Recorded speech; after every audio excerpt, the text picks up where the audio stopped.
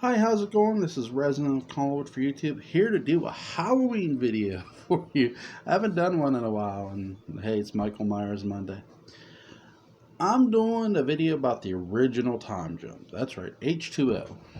And I'm not just going to discuss H20, I'm going to discuss the first two films that this film follows. Obviously, John Carpenter's Halloween, 1978.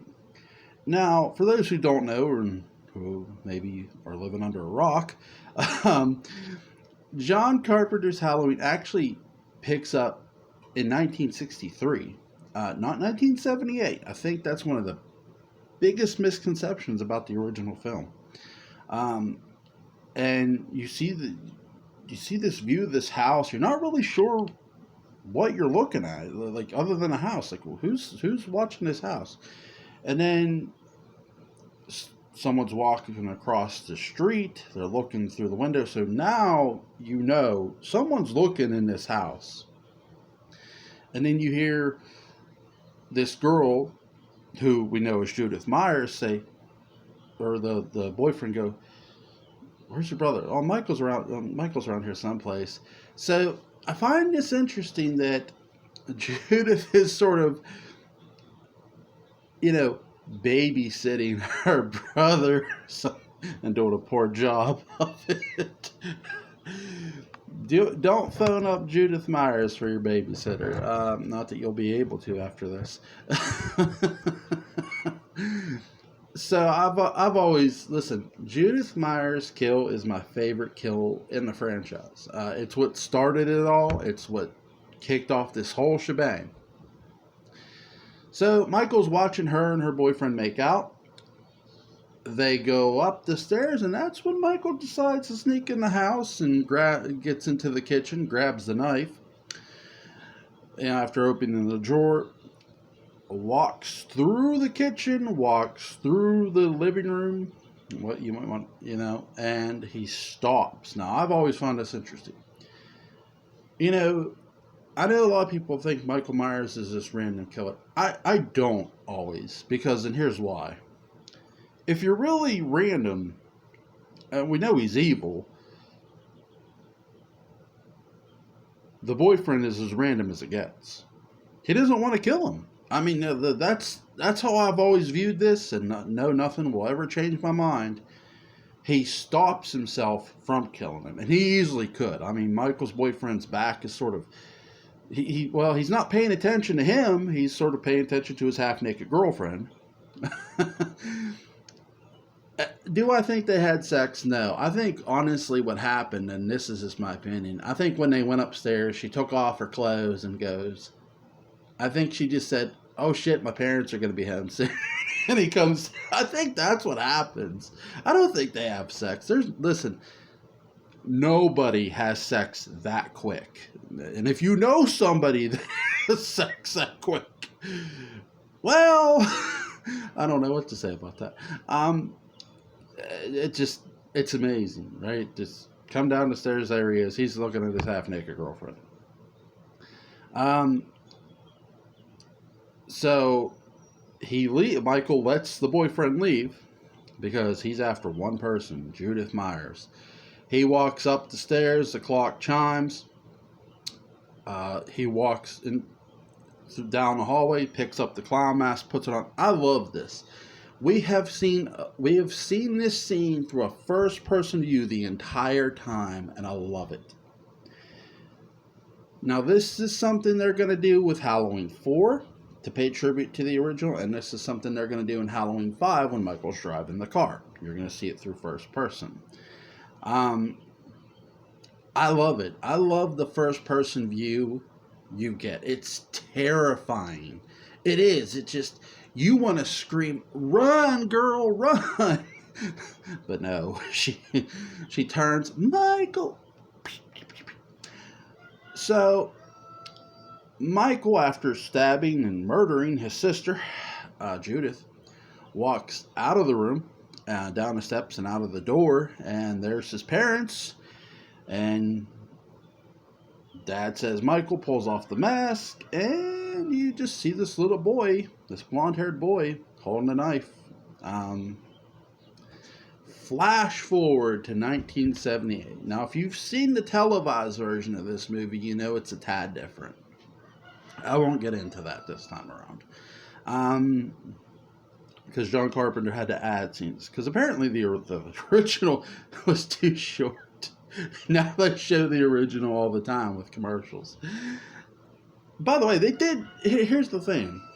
When they were showing the new televised version, the scenes that John Carpenter went back and added, even though he didn't want to, they were still showing that theatrical version.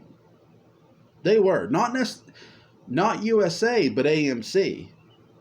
AMC on their original Fear Fest was actually showing both versions. They were showing, and he also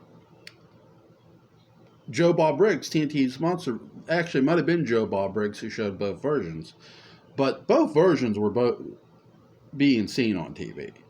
So, but if you watch certain channels like USA Network, they would preference the added scenes for whatever reason. I don't know why that is. I guess that's just a network decision, I'm gonna guess, but that's neither here or there. I'm just talking about that because that's something I experienced as a kid, because basically you got to see both versions of Halloween, which is great. It's great. If you saw both, hey, the more the merrier, right? So, back to this. 1978. You meet this slightly bald-headed man with this goatee, and he is one Dr. Sam Loomis, played by the late, great Donald Pleasance. And you meet this nurse, and he's telling her, he's like, listen, don't underestimate it. He's giving her all the warnings. He's giving her the speech, basically, almost. I'll tell you who gets a better speech is, to me, is Sheriff Brackett. He gets the best speech of all. We're saving it for the cops, right? So they're in the car, they're driving, and it's raining and thundering. They're pulling up, and I love this scene of the patients in the field. It's so creepy even with the rain, the rain. But I love it. It still looks great today. It's something that'll always look great from the original. Look, I give this movie a 10. There's no question this is a great film. One of the greatest of all time, if not the. Michael Myers, when Donald Pleasance's character gets out the car, I was sort of scared here because I know he's the star, but keep in mind, even in the 70s, that didn't always mean anything. Just because someone was the star of the film, they might not always be safe. There are films that are like that, by the way. I'm trying to think of one. But on the flip side of that, Donald Pleasance's character turns out to be okay. Nothing happens to him other than he gets a little wet. He gets on the phone that's by the gate, telling him about the patients and stuff. But in the meantime, Michael Myers decides to hijack the car.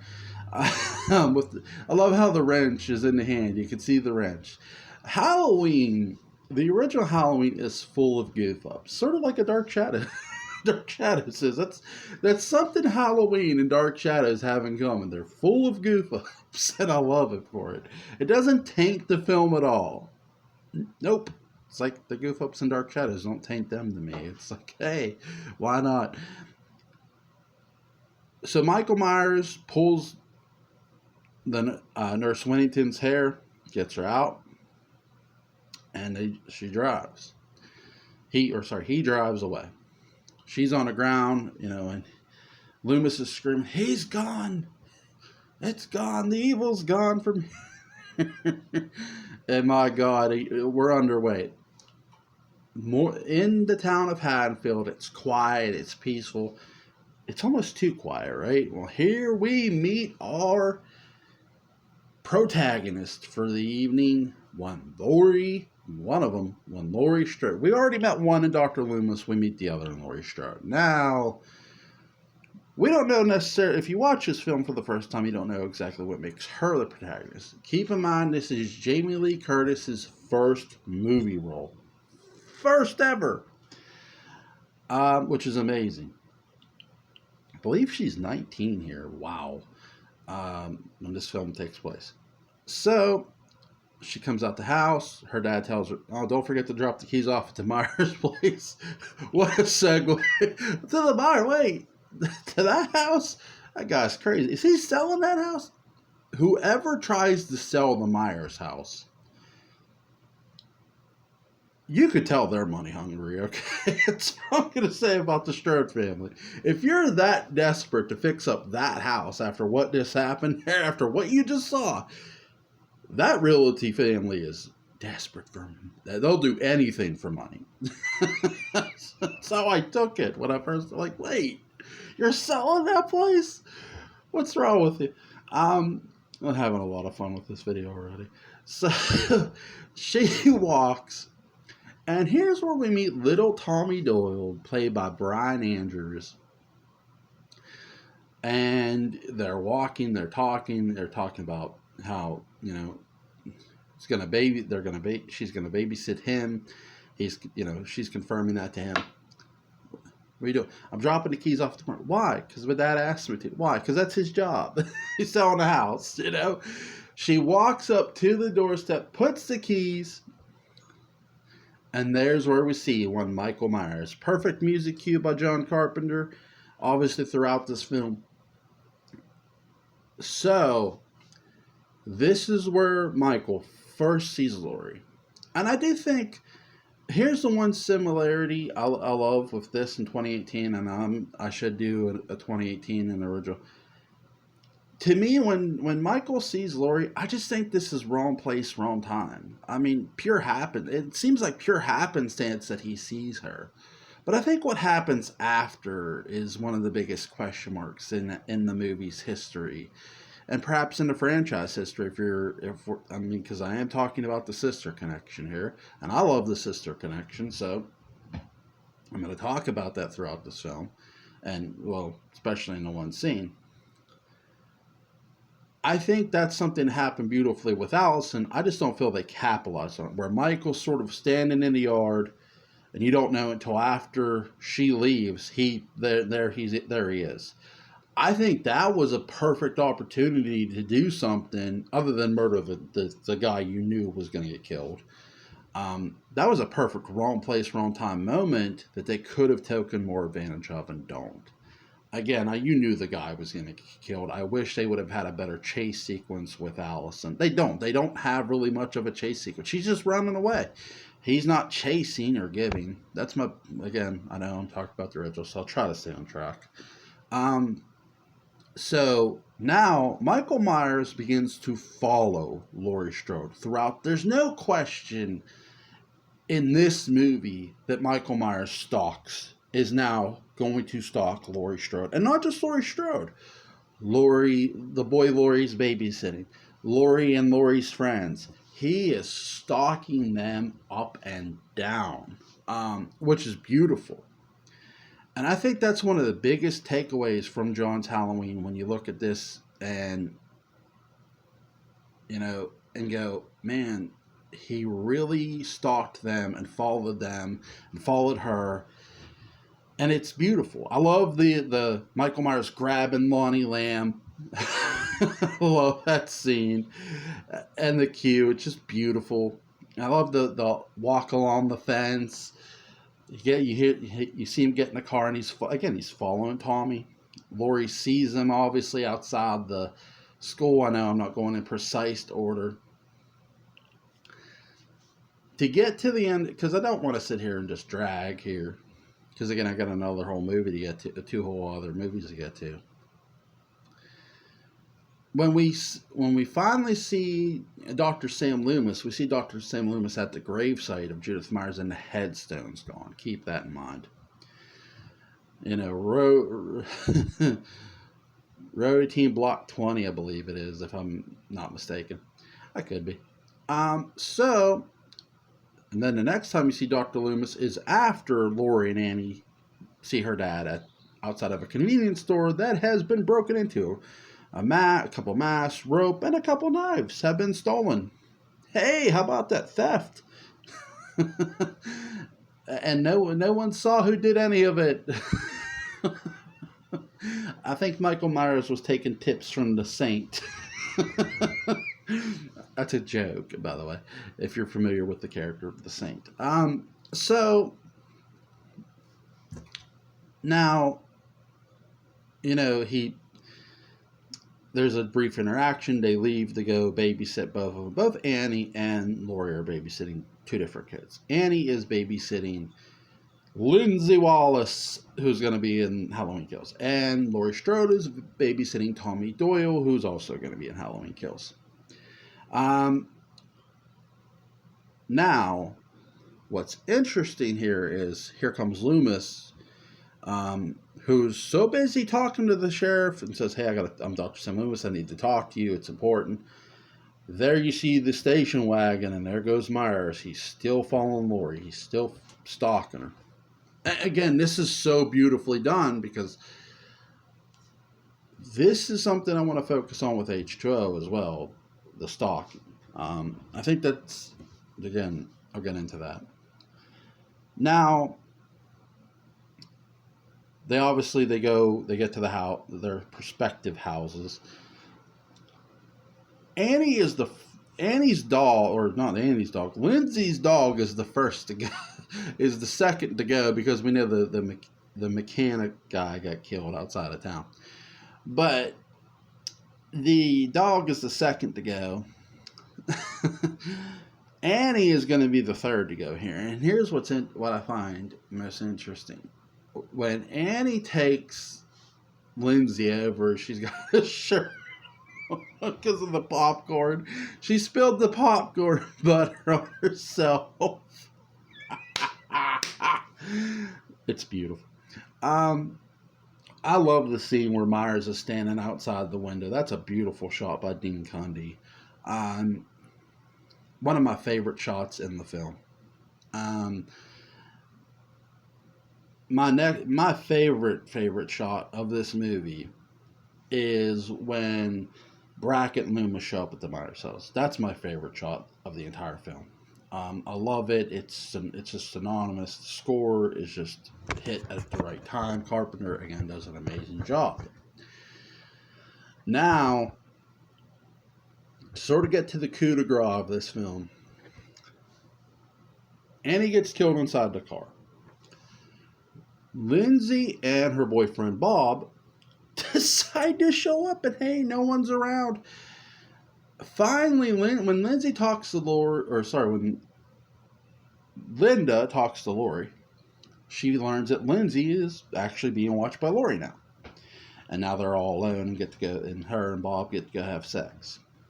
So Bob goes, after the sex scene, Bob goes downstairs and gets hung up like a Halloween decoration by Michael, who was hiding in the closet. Michael then goes upstairs in a ghost sheet, and I love this, opens the door, she's joking around, flashes her boobs, and decides to call Laurie out of pure frustration because, hey, this is going nowhere, and gets choked out quicker than a pro wrestler. Actually, I think she puts up a little more of a fight than a pro wrestler would. But I love the scene, the phone cord around It's my second favorite kill of this movie. I think it's my only other favorite kill because I just think that the car sequence was good. I just look because it's just, when Myers picks up the phone and just breathes, it's iconic. It's like, oh shit. like, oh my God. If I could ask John Carpenter any one question, it would be this. And I want to give a shout out to a fellow friend of mine, friend and fellow YouTuber Daniel Culver at Killenberg. I'll share a link to his channel in the description box.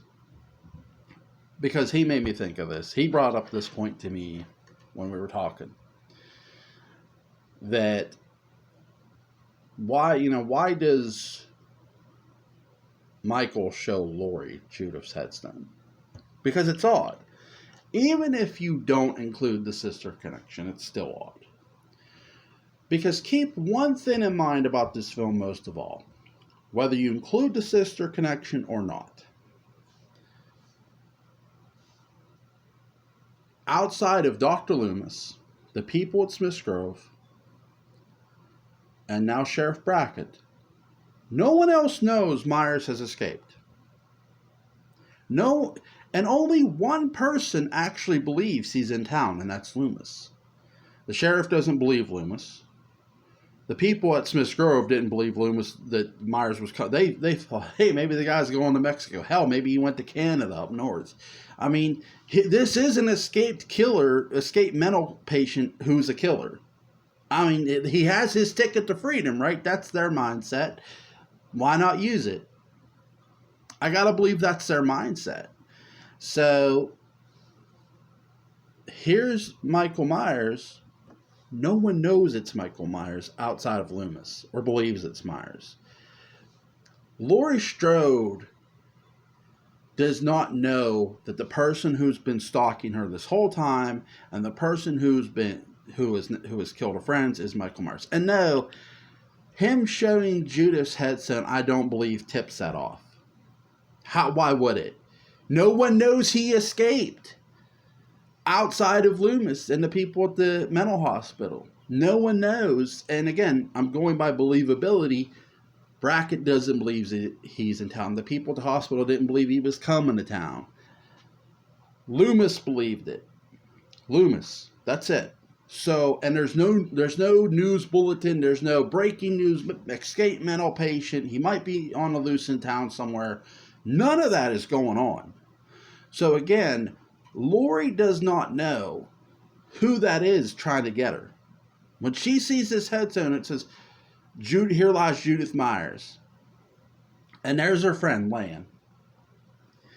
Why make it a point to show Laurie that headstone? That specific, that headstone. Why show her specifically? Doesn't show it to Annie. Doesn't show it to Linda. Sure as shit doesn't show it to Bob. Shows it to Laurie Strode. And I think Daniel pointed this out beautifully. That's where you could point to perhaps the sister connection is in the first film. Because why would you show that to her? She's supposed to know she resembles Judith Myers. She doesn't even know Michael Myers has been stalking her. She doesn't know who that is. And that's what I'll say. That's the best point I can make about this film. If you really wanted to point to the sister connection could be in the first one, that's what I'll point to. Whether you believe it is or not. Again, that's the moment I'll point to. So, we know Laurie. By the way, I love the fact that Myers walks down the steps, puts the rake against the door, and comes back around to the other door, comes back up the steps, and is just waiting for her. He's just waiting for her. Which you see the blue lighting that this movie is famous for outside of its score, that everybody keeps screaming for to come back. And by the way, this blue lighting does happen in Part 2 and other films, other Halloween movies. I think that's the thing. The blue lighting is iconic in this film because it's revealing the killer is behind her. You have the score, and then bam. Just catches her with the tip of the knife on the shoulder. She goes over the railing, down the steps. Trippy ass camera view. By the way, I love this camera view. Laurie hurts her leg. She goes into the kitchen, breaks the glass to move the rake, and Myers just busts through the door for saying just bam, punch, bam. Love that scene. This chase sequence is amazing. She's hurting. She's screaming for help. She goes to a nearby neighbor and, help me. They just think it's a Halloween prank. Again, no one knows Myers has escaped. She doesn't know who. She's not screaming, Michael Myers is after me. She finally gets to the house she was babysitting at, which is the Doyle house. By the way, the house she walked over to, that was the Wallace house. So the house she goes back to, the house she was initially at, is the Doyle house. So where Tommy and now Lindsay obviously are asleep.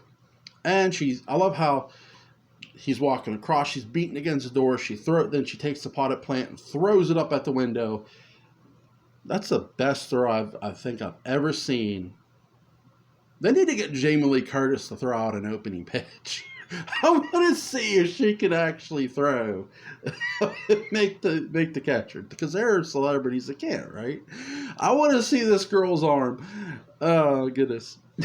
So I love baseball. So um, Tommy comes down, obviously all groggy after she wakes him up and opens the door. What's going on? Is the boogeyman? Just get upstairs. I love the pin in the neck. Drops him. Obviously, he drops the knife. And she goes upstairs, tells the kids, "Hey, we're gonna take a little trip. We're gonna walk out this house. Did you kill the boogeyman? You can't kill the boogeyman." And there's Michael standing at the top of the steps.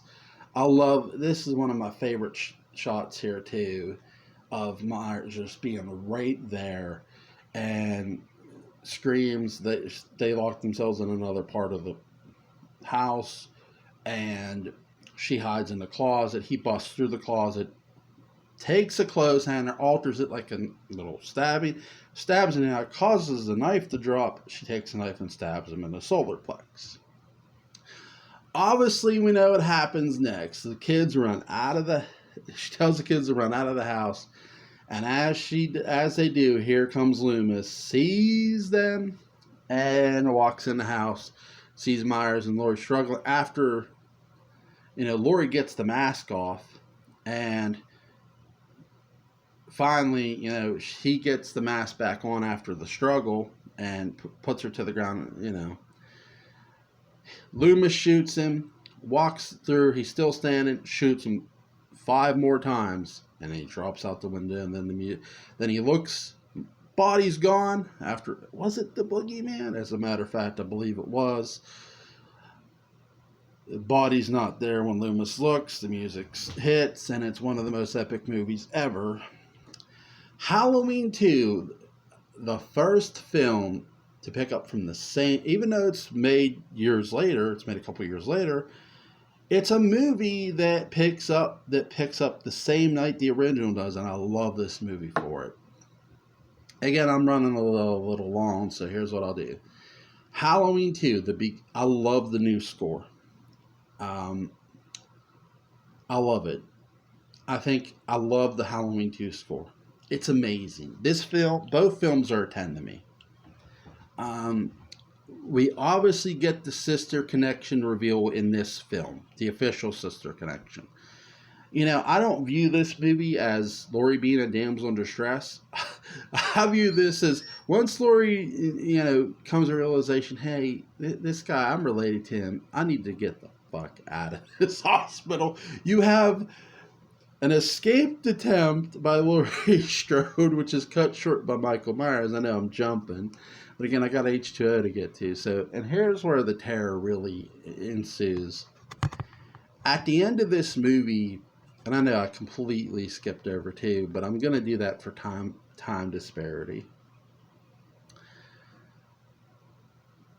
By the way, real quick, I love where Michael runs into the kid with the jukebox, and the jukebox tells Michael where Laurie went. That's how he hears. That's how he knows she went to the hospital. I love that. So Michael's been dropping bodies left and right.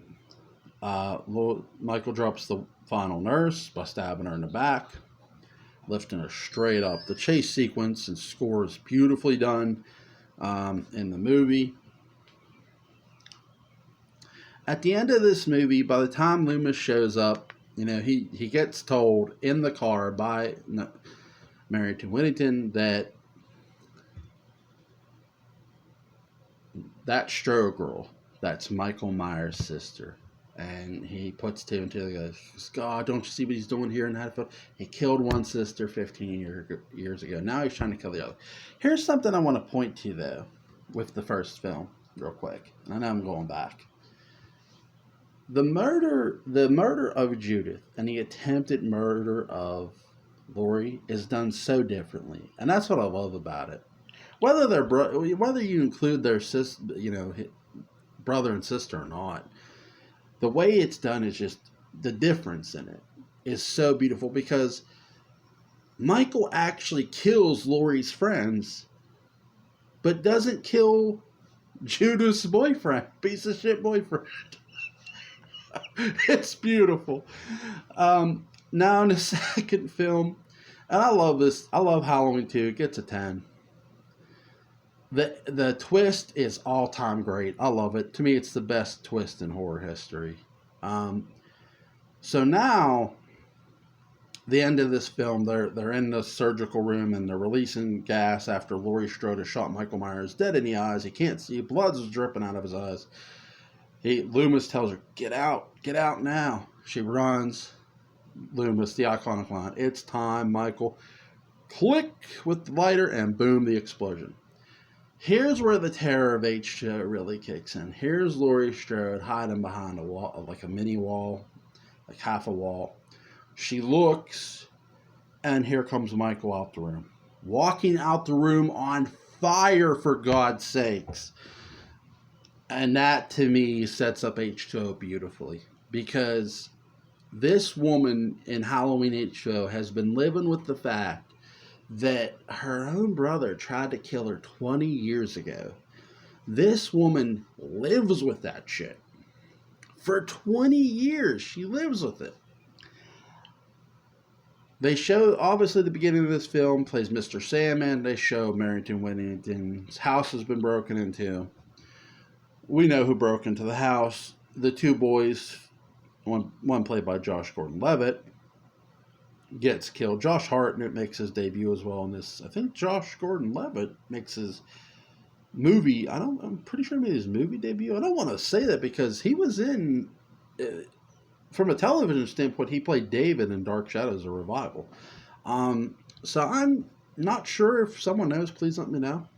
I know Josh Hartnett makes his debut in this film debut. So Jimmy and his friend get it, obviously, well after they search her house. By the time they go in during the day, by the time he comes out, it's night. So he does search the house. There's nothing there. He can't find nothing. The room has been... He tells her, hey, your office was trashed. So, oh, and your kitchen. Yeah, your kitchen. I love that. So with this, you have her going in, seeing that her office has been torn. The file of Laurie Strode, the papers are missing. Here comes Michael Myers, 20-year time jump that this movie is. Now, I have given this movie a 6.5. I'm going to change my rating here today to a 7. And here's why, before I get to the rest of it. I feel this film does a better job paying homage to the original than 2018 does. I just do. That's just my standpoint. That's my opinion. Now, with the rest of the film, after the murder of Barrington Whittington, these two cops are investigating the murder, and by God, Dr. Loomis's room, you see all the bulletin points of where Michael could have been or where he felt he could have been, other murders taking place. So it bolds the question, even though this is a time jump, was Michael Myers really gone for 20 years, or was he actually still around? Also, they do show in Laurie's dream sequence, they show during that, they show the scissors that Rachel was killed with that says aorta puncture. So that's something they do as well. And again, this movie is supposed to be a time jump. And we all know Rachel was stabbed in the aorta. Now, they don't say her name. They say aorta puncture and show the scissors. So I think that's more where I looked at this film and go, this film could have been tied in with with 4, 5, and 6 if it wanted to. It doesn't. Obviously, this is a time jump. We're just mentioning the first two films. The first time you get a mention of both films by the detectives, and I love this, where they're mentioning, that they're combining the first two films as one film. With this film, that meant the way they're mentioning this, which is true, which is correct to me, the correct way. Even though they're made years apart. I wish if we ever get, it's funny, we're getting a 4K release. I wish they would just put both films together. put 1 and 2 together. I know it'll never happen, but I would love to see it happen. So with this, the detectives look at you see the bulletin points. They make the point, and the detective makes the point. They never found his body. I love that point because after the explosion, they didn't find his body. It was laying right there. Holy shit! The guy got up again. Damn. That's amazing, right? It's like the willpower of Michael Myers is out of this world. It's like this dude is determined to just kill people for the rest of his life. Forever.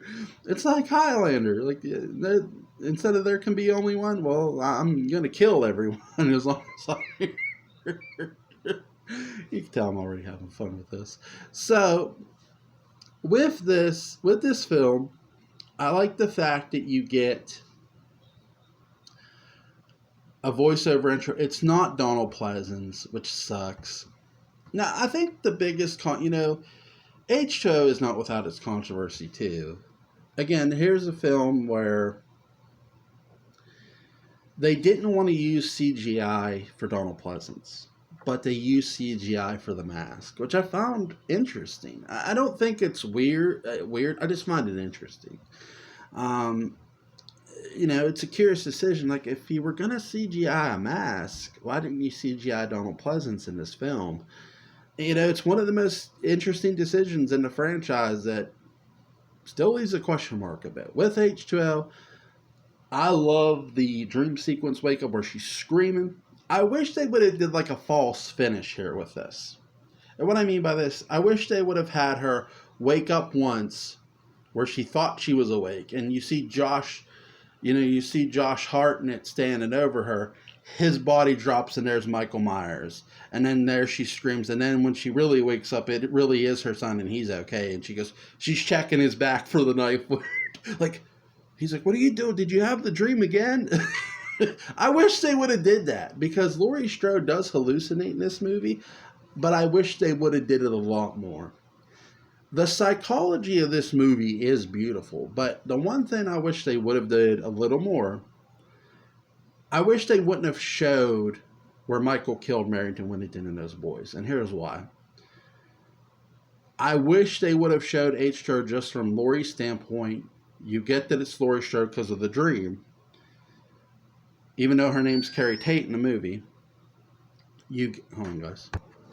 So, I love the fact that Laurie Strode hallucinates in this movie. The psychology is great. Now, you meet Josh Hartnett, his character's name is John Tate, which is a tribute to John Carpenter. No, this is not the first movie that does this. Halloween 6 does this with John and Deborah. So, now, he receives a birthday card from his dad. It says it's only a couple months late. I think they say 2. But now he turns 17, and they bring up the date. John brings up the date of Halloween, and she goes, "I haven't even noticed." Yeah, she has. To me, my favorite part of this film is the chemistry between Josh Hartnett and the veteran Jamie Lee Curtis. Josh Hartnett, he steals this movie. He does a great job being a teenager. I mean, I believe they're mother and son. I believe it.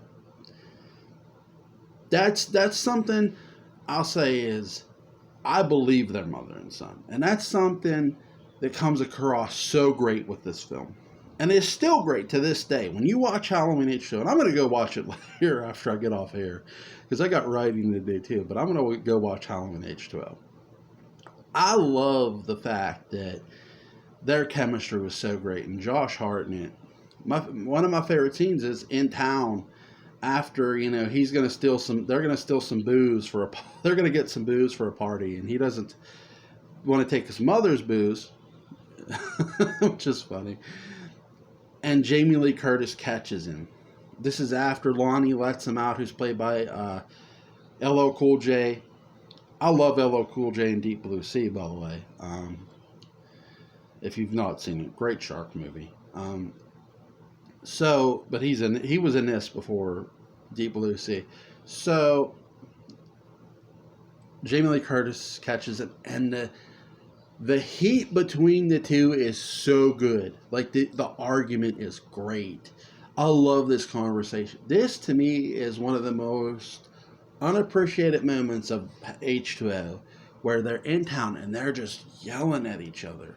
And he's dead. Michael Myers is dead. He's gone. You want to stay handcuffed to your dead brother? You told me yourself you saw him burn. And that's a brilliant reference to two. It really is. Josh Hartnett does not get enough credit for H2O. He does not, to me. I love his performance. Again, he comes across like a teenager. He's a bit arrogant, but he's not unlikable. He has an attitude, but again, his character's not unlikable to me. I actually understand his character because I was a teenager when I watched this film. Who didn't get his character, right? I was a teenager when I watched Halloween H2O. Saw it in theaters. Thank you, Mom, for taking me to see it at this time. Again, amazing film. I really think this movie doesn't get enough credit. Again, I give it a solid 7. It's a really fun film. Is it an issue that this movie is set in California and filmed in California? I think its biggest issue is its town itself. Not necessarily. I get why the school doesn't have Halloween decorations. Laurie Strode runs the school. She's not going to allow Halloween decorations up in that school. You kidding? But the town does have some Halloween decorations, but not enough. It has kids running around in costumes. It doesn't give off the same feel as a Haddonfield or what a Utah did when they did Halloween 4 and 5 in there. So, and I think that's its biggest issue, is the town itself. Not necessarily the school for me. I love the school setting. I don't mind it. So, to get to this plot point of this movie, Laurie Strode confesses to her psychologist boyfriend. I'm not really who you think I am. My real name is Laurie Strode. Yes, that Laurie Strode. The Laurie Strode that survived the Halloween murders because her brother tried to kill her. And she still doesn't know why he tried to kill her. Like, what's his beef? Who knows? Oh, God. I love it. I love it. The sister connection is beautiful. And, by the way, I love the fact that they do this in her house. We don't really see his house or his settings. He just is sort of roaming around campus, which is interesting. I love the hallucinations in this film. They were good. I wish there would have been more. Again, I just wish they would have questioned. I would have loved to have seen this film. You would have never known if Michael Myers was really real because she would have been hallucinating it until it was too late. You would have finally realized it was all real until it was way too late. And that's something I wish H2O would have did. That's my biggest nitpick of this film. Because again, when he was actually walking towards her, she thought that was another hallucination. And why shouldn't she? She's been hallucinating throughout this film.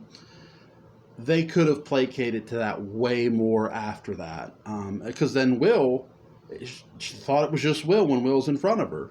And then when she realizes John didn't go to Yosemite, and she sees that he's 17, and she was 17 when he came after her, she thinks, oh my God, waited till he got old enough, came after. Again, I don't really buy that. That's the one thing I don't buy with H2O. I don't feel he waited till John was 17. Michael, look,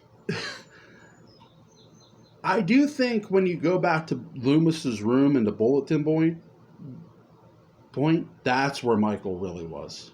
Michael in H2O was in other places committing murder.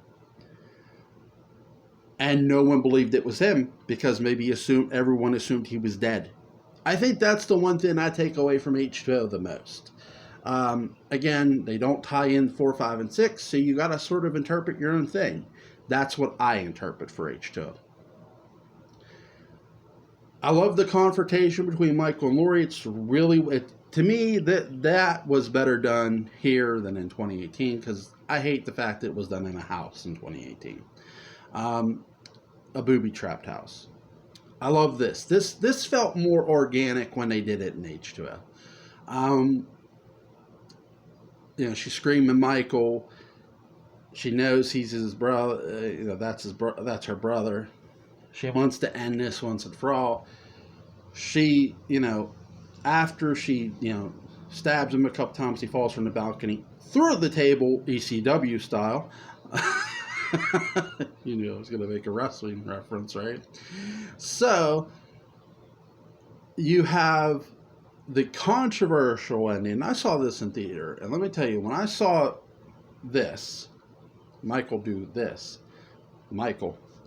I knew it wasn't Michael, and I'm thinking, well, there's something's going on here because I've never seen Michael Myers put his hands up when someone was going to hurt him. And that's interesting because in Resurrection, in the very next film, when Freddie Harris is fighting him, do you see Myers do this? No. He just keeps coming. Michael Myers is one of the most evolving killers ever in horror history. And I think, when I think about this killer's intelligence level, it's a 10. It's a 10. The smartest serial killer ever, to me, is Michael Myers. I would say the character I would put right behind him would be Norman Bates. Him and Norman Bates are 1-on-1. I think they're the smartest killers ever. Again, Carpenter and Hitchcock. What do you? There you go. So she cuts off the wrong person's head. You hear the theme. I give this movie a 7. I like the time jump a lot. I do. Look, I've always walked away with H2O with wanting more of it, wanting more out of it. And I'll never, again, 2018 is the same way. 2018 has, I wish they would have did this, and this, and this a lot different, and not did this. And look, that's how I feel. If you feel differently, fine. But H2O, again, I had high expectation for H2O. Really high expectation. And that's what I'll say. When I went to the drive-in theater to see it, not the walk-in, the drive-in, I had high expectation. And it was a good film. It wasn't great. I do think it pays homage to the original better than 2018. Especially the first two films. Again, to be fair though, H2O is doing the first two films.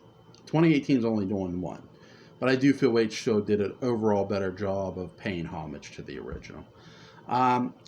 Good movie. Definitely I'm going to go watch it after this. Again. And then I'm going to write here later on. You guys have a great Michael Myers Monday. I hope you enjoy your day. It's looking like it's going to be pretty nice unless the rain comes in here where I live. Which that could happen. But hey, have a great day.